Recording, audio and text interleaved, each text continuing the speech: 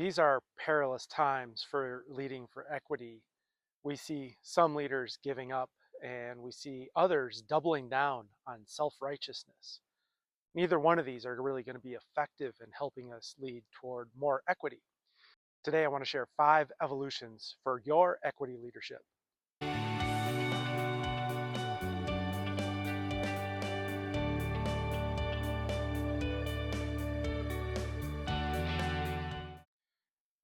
Through our Evolve Your Leadership Voice program, we've worked with many different leaders on evolving their capacity, capability, skills, and effectiveness for leading for equity. Today, I want to share 5 evolutions that these leaders use to move toward more effective leading for equity. The first evolution is from denying toward curiosity and unlearning. When we are committed to equity and it is a part of who we are as leaders, who we see as our roles as leaders, our purpose, even our identity, and even our goodness can get wrapped up in that. And then when we mess up, and we all mess up, that can threaten our goodness and our identity. And it can be easy to deny the feedback, to deny the criticism, or maybe even deny that that thing that happened even happened. All of this is really harmful in our leading for equity. It undermines our credibility. It's interesting because what we're trying to do is maintain our credibility as a leader for equity and as a good person. And what we do in this denying is we undermine that credibility. What we want to move toward is curiosity and unlearning. How can we be curious about our mistake or a mess up? Curious about the impact on others, curious about how that happened and what led to that, and begin our own unlearning, the way we maybe were modeled or have seen others do this, or the way we've been taught or been socialized, or our patterns from our own socialization around our identities, whether those are marginalized identities or dominant identities. How do we unpack some of that so we can be more effective? So the first one is moving from denying to being curious and embracing our own unlearning. The second evolution is related. It's going from the defensiveness to seeing this feedback as a gift towards our own liberation. We're all very well miseducated by media, by friends, by family, by the culture, by our formal and informal education. As soon as we recognize that we're all very well miseducated, then it stops being about our goodness and our value as a human. It starts being about what we've consumed, what we've been exposed to, what we've learned along the way. And that unlearning can be really helpful. So when we think about messing up or making a mistake, or even if we haven't, we're getting critical feedback, that can be really hard and can evoke our own defensiveness of our goodness.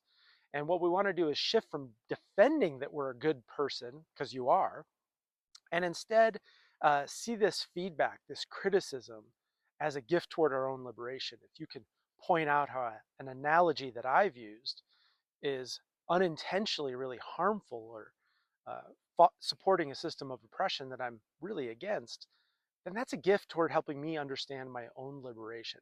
And when we can shift from being defensive to this feedback to really embracing it as a gift, as something to help us, that can be a transformative evolution for us as leaders. The third evolution is going from performative to sincere. We see a lot of criticism of performative allyship and performative leadership for equity for all sorts of very good reasons. And yet, I've started to understand that performative equity work is still equity work. It may not be for the right intentions, but people can do some good work in that place. Now, we don't want them to stay there.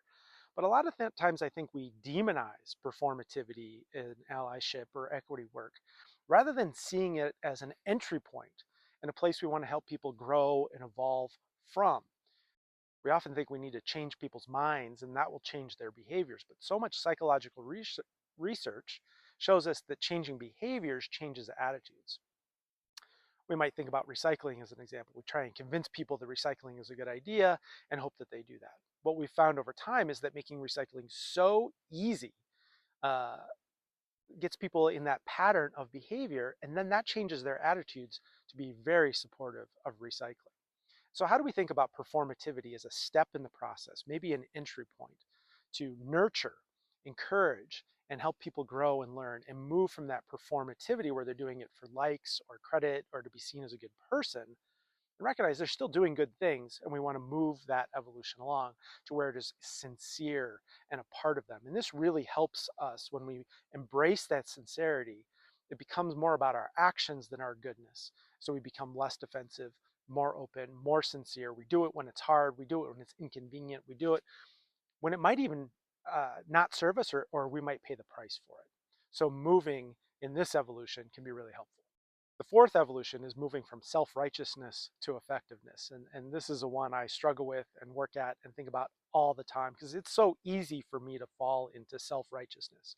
But self-righteousness isn't about equity, isn't about the work, it isn't about changing others, it isn't about making progress. It's about me. It's about me demonstrating my goodness and proving to other people. It's a little performative. It's about getting likes and affirmation from people I want that from. And it might be, as a white person, really wanting that affirmation from people of color, wanting to convince that one person in the room who has marginalized identities that you're doing a good job and that you're working and that you're committed. And when we're focused on our self-righteousness, what we're often doing is propping ourselves up and using someone who maybe has messed up or made a mistake or is on their own learning journey at a different point than yours, and using them to prove your equity leadership credentials, that you get it, that you understand, that you care, that you're committed, that you're empathetic. And using other people to prop yourself up really undermines the goals and aspirations that we have. So how do we move from that self-righteousness to effectiveness? And so if I see someone messing up and I'm self-righteous, I want to point that out for everyone to see that I get it and I understand and I see how they messed up. If I'm interested in being effective, then I might make a decision about really engaging that person in a conversation, asking where they're coming from, helping them connect and me connect with them, helping them learn and grow in that process. On the other hand, I might decide what I really need in this case is to be effective in reaching the other people around them, maybe people who are hurt or harmed, or maybe people who might agree. And how do I want to engage the group? And how do I want to engage the person? But if my focus is on what's most effective in this moment, I'll do a much better job on than rather my focus being on what makes me look good, what makes me look right. So this evolution from self-righteousness to effectiveness is really powerful. And the fifth evolution is from shame and blame to focus on change, learning, and growth. These are all related. I think you're seeing that. But when we're focused on shaming others and blaming others, it is about, again, about not about them, not about change, not about equity, not about progress. It's about me. Look what I noticed. Look who I blame. Look who I put on blast. Look who I put in their place. And we get so much credit for this in social media and in media and in context and in our lives. Instead, we want to say our focus here is not on shaming and blaming others, but helping learning, growth, and change happen. Maybe in that person, maybe in the group, maybe on the people that are harmed, maybe in the organization, maybe in the culture of this team, maybe in the culture as a whole. And so, how do we shift from who do we shame and blame to how do we create change, learning, and growth at the individual, group, organizational, institutional, and even societal levels? So these are the 5 shifts for evolving your equity leadership. These are some of the things that we see, notice, and hear, and also some of the things that we help foster in our Evolve Your Equity Leadership program.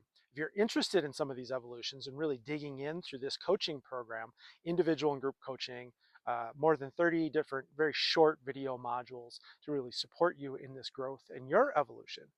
Let's connect. We have Evolve for Leaders, which is a 3-month program, very intense, very powerful, very transformative. We hear from folks it's maybe the most powerful professional development experience of my whole life. And we also have our Evolve Essentials program, which you can start anytime you want. It's only 6 weeks, much lower cost, much more accessible, and just a chance to get a taste of some of this that can have a powerful impact all by itself, or might lead you to believe that the full Evolve Your Equity Leadership program could be really great for you. I hope this is helpful. And if you think you want to dive more into evolving your equity leadership, let's connect.